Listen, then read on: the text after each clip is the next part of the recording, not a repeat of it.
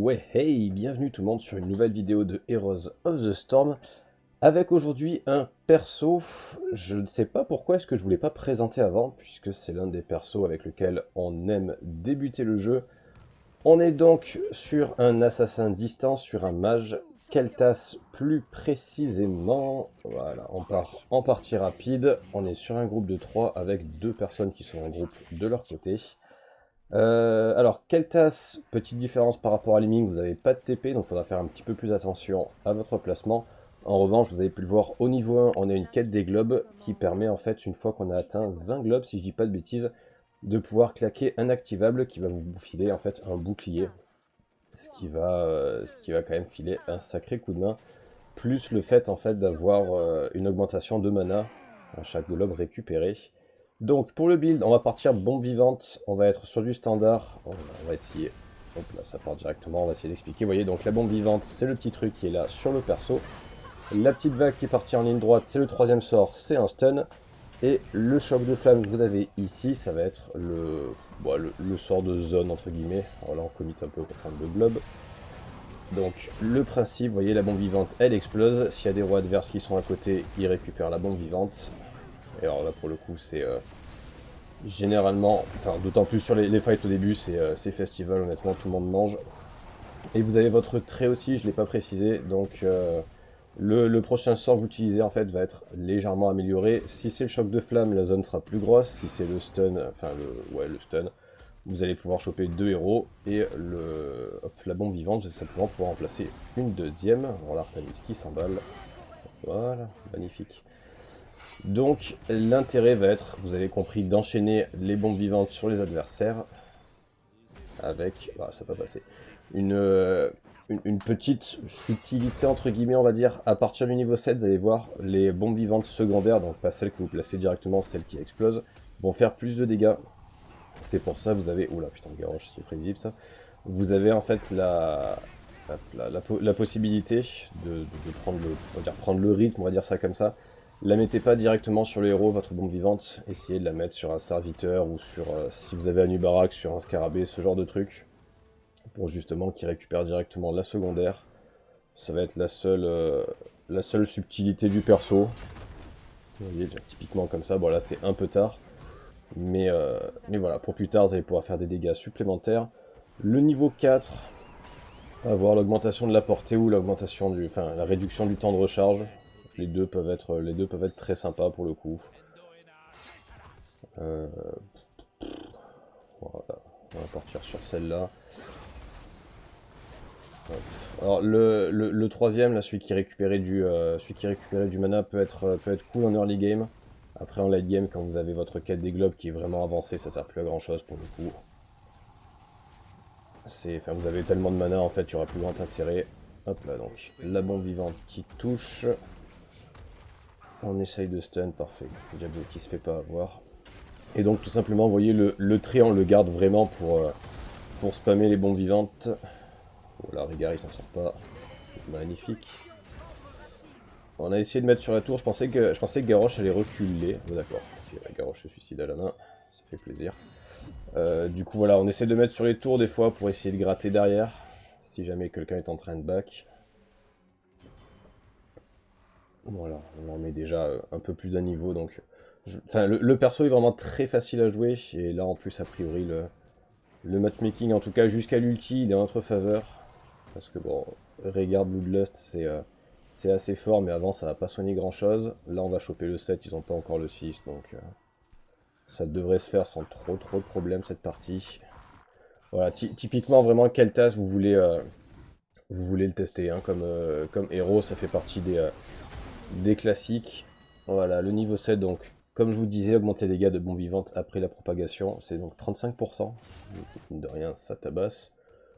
Là on voit qu'on a un héros sur chaque lane, on va profiter pour récupérer le camp. Ça nous fait en plus un petit globe. Donc la quête des globes qui est une quête infinie, vous avez une récompense quand vous en avez 20, avec donc le bouclier comme je vous ai expliqué.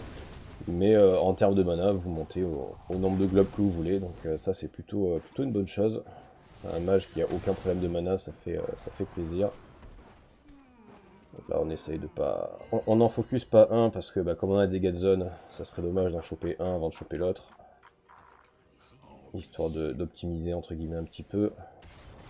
On en profite, là on prend vite fait la wave. Vous voyez, pour récupérer la wave, voilà, c'est souvent la même chose, c'est-à-dire bombe vivante sur celui qui a le globe, choc de flamme. Comme ça au moins vous faites le plus de dégâts vu qu'il sera au milieu. Là la fight qui est pas ouf en termes de positionnement. Bon alors là par contre dans le couloir, la bombe vivante normalement c'est festival. Ouais, ils se sont bien split, remarque.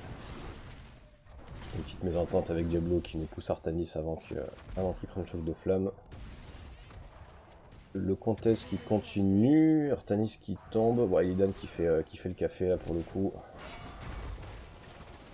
Voilà, comme vous voyez de toute façon la bombe vivante c'est pas esquivable, donc à partir du moment où vous touchez, vous savez que ça va faire les dégâts. Après que ça se répartisse ou pas, ça sera autre chose. Super et 2-4. Mais voilà, vous cliquez sur le héros, il va se prendre ses dégâts dans tous les cas, donc bon.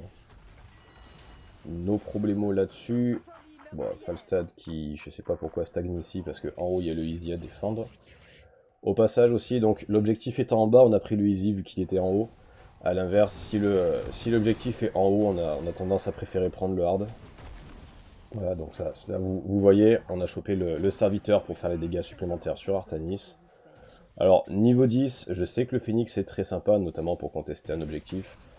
Là, on va prendre la pyro pour deux raisons. Déjà, parce que je trouve ça plus facile à caler. Je veux dire, vous lancez votre sort, vous allez faire les dégâts dans tous les cas. Mais également parce que on leur met déjà pratiquement 3 niveaux. Donc la pyro, on sait que c'est un gros boost de dégâts. Un gros burst, pardon, de dégâts. Hop, on essaie de voir si ça se répartit sur la tour. C'est donc un gros burst de dégâts déjà quand on est niveau 10 contre niveau 10, ça fait ultra mal. Mais alors là, avec 2 niveaux d'écart, c'est vraiment très costaud. Alors là, le classique, on se fout dans le bush pour essayer de trap. Diablo qui retourne un peu trop rapidement, mais bon, tant pis. Falstad qui a balancé la bombe vivante sur Garrosh, on l'a vu. Alors, Acacia qui explose. Impeccable, Garrosh qui prend sa bombe vivante aussi. Falstad qui va manger. Et voilà. Bon, la partie va être encore plus rapide que prévu, je pense. On va espérer atteindre le niveau 20, comme dans beaucoup de vidéos qui se passent bien. Malheureusement, ça va être un petit peu plus court. Quoique, s'ils défendent, si ça se défend un petit peu au niveau 10, ça devrait stagner. Là, vraiment, on leur roule dessus, mais parce que voilà, ils n'ont pas encore l'ulti, alors que nous aussi, donc il faut vraiment pas prendre des fights, c'est facile à dire. Là, il y avait l'objectif, donc forcément, vous avez envie de la prendre, mais c'est compliqué de se dire on va bouffer l'objectif et tant pis. Donc là, vous voyez, il y a le fort derrière, mais on essaye d'optimiser les dégâts en chopant les tours. Vu qu'on a de l'AOE, on va choper plusieurs cibles. Allez, on chope le fort en bas, on chope le fort au milieu. Petit point négatif, personne en haut. Malheureusement, ça j'avais pas bien vu. Vous voyez Régard qui a mangé donc là la petite bombe secondaire. Allez, Falstad qui explose. On va monter probablement pour prendre l'XP. Allez, ils ont le niveau 10. Alors là en plus c'est la bonne nouvelle, on voit que Régard est pas du tout parti Bloodlust. Avec Falstad, Artanis, Cassia, c'est une erreur de sa part je pense. Mais bon, plutôt une bonne nouvelle. Le niveau 13, j'aime prendre voilà, l'augmentation du rayon de l'explosion. Bon, ça permet tout simplement d'avoir des bombes vivantes un petit peu plus faciles à placer. Vous avez la réduction du temps de recharge aussi qui peut être sympa, mais bon. Voilà, les explosions qui sont un petit peu plus grandes, ça veut dire que vous allez pouvoir mettre des bombes secondaires beaucoup plus facilement. Mine de rien, 20%, c'est plutôt pas mal, je trouve, sur les bombes. Allez, Diablo qui meurt chez nous, mais bon, il y a les âmes, donc c'est pas gravissime. Je regarde toujours les talents vite fait. Garrosh qui a pas pris le taunt, ok. Artanis qui a pris le blind pour Illidan. Allez, on se refait le camp. Voilà. Le camp du easy, je pense que vous commencez à comprendre quand c'est un easy siège comme ça, il faut tout simplement se déplacer à intervalles réguliers. On va prendre les dégâts, on fait tomber les deux, on récupère le globe, et on va mid pour aller finir la quête. Il faudrait qu'on évite d'engager dans le hard. Voilà, la quête qui est terminée, vous voyez on a donc, moi sur mon clavier c'est le F1 qui devient actif et qui va tout simplement filer un bouclier. Voilà, là j'essaye de vite choper, hop, le hard on essaie de le descendre le plus vite possible parce que vous avez le petit magicien derrière qui file, vous voyez, 20 de boucliers anti-magie. Alors forcément sur un Keltas ça fait toujours un peu chier. Ok, ils font le boss en face. C'est pas une mauvaise idée maintenant, je pense qu'ils auraient peut-être dû se répartir pour gratter le 13. Bon, ça va se faire tout seul, mais ils auraient pu l'avoir probablement avant. Allez, là on passe tout simplement, voilà, pour activer l'AOE du boss. Bon, c'est la première fois où on se rapproche du boss au corps à corps, donc il fait sa petite AOE à distance, enfin au CAC, pardon. Et après il enchaîne, là par contre on l'a pas du tout esquivé sur son route à distance. Allez, on stack, enfin on met tous les serviteurs ensemble pour balancer un choc de flamme.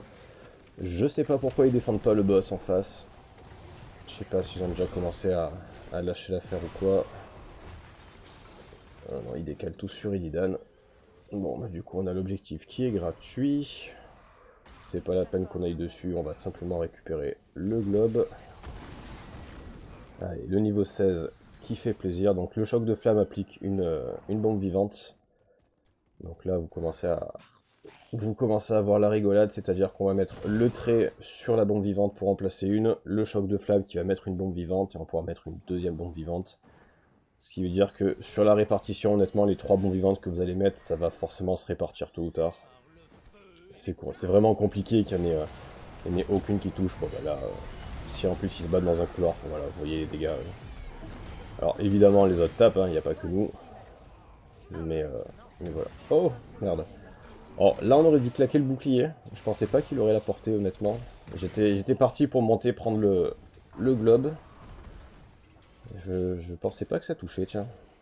Bon, petite erreur, on prend 4 kills, on meurt gratuitement, c'est un petit peu dommage.